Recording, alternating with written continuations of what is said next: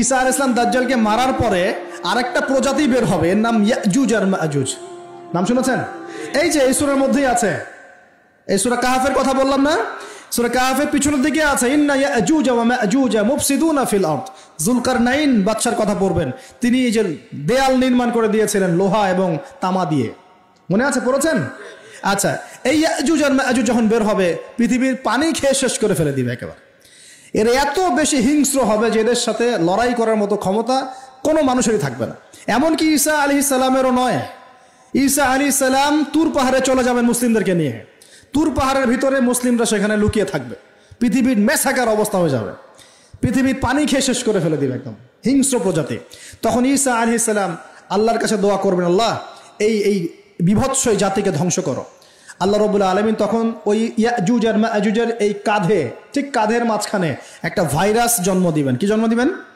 ওই যে বলি না মহামারীর ভাইরাস, অমুক ভাইরাস তমুক ভাইরাস, এই ভাইরাস আরও সামনে আছে বাকি এখনো। ওই ভাইরাসে, ওই পোকায়, ওই ব্যাকটেরিয়া বা যেটাই হোক আল্লাহ পাক যাই দিবেন, এতে করে ইয়াজুজ আর মাজুজের পুরো প্রজাতি ধপধপ ধপধপ করে মারা যাবে। মানে এটা ছোঁয়াচে রোগ হবে। কি রোগ হবে? ছোঁয়াচে। ঠিক যেমন আমরা একটু করোনা দেখলাম না, একজন থেকে আরেকজন, একজন থেকে আরেকজন, এরকম জিনিস চলবে আরো বিশ্বে। আর এখনকার নতুন রিসার্চ হচ্ছে ওই সাইবেরিয়া অঞ্চলের যে বরফগুলো আছে না, ওর নিচে এই 1 লাখ বছর, 1.5 লাখ বছর, 2 লাখ বছর আগের ভাইরাসগুলো নতুন করে জায়গা শুরু করেছে এখন। হ্যাঁ, এগুলো বিজ্ঞানীরা বলছেন যে এগুলো আবার কোন দিন জানি পৃথিবীতে আত্মপ্রকাশ করা শুরু হয়। সবকিছুই ঘটবে। বিশ্বটার খুব রহস্য আছে, বিশ্বটার অনেক রহস্য আছে। আল্লাহ পাক এগুলো খেলার ছলে সৃষ্টি করেন নাই, পরীক্ষা।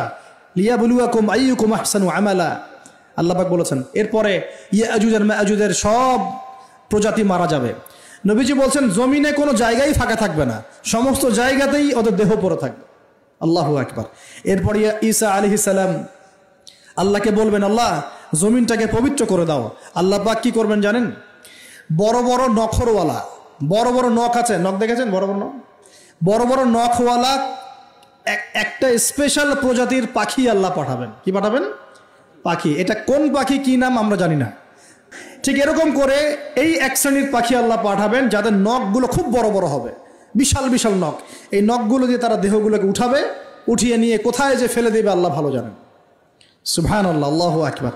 আল্লাহ পাক বিশ্বে কত কি বাকি রেখেছেন এখন। এরপরে আল্লাহ পাক কি করবেন জানেন? আল্লাহ পাক বৃষ্টি বর্ষণ করবেন। এত বেশি বৃষ্টি হবে, এত বৃষ্টি হবে, জমিন ধুয়ে পরিষ্কার হয়ে যাবে। হাদিসে আসছে জমিন একদম চকচক করবে, জমিটা পরিষ্কার হয়ে চকচক করতে থাকবে। এরপরে কারণ ওই ভাইরাস তো ধুইতে হবে না, ভাইরাসকে ধুয়ে সাফ করতে হবে। তারপরে ঈসা আলাইহিস সালামের সময়ে বলা হচ্ছে, তার সময়ে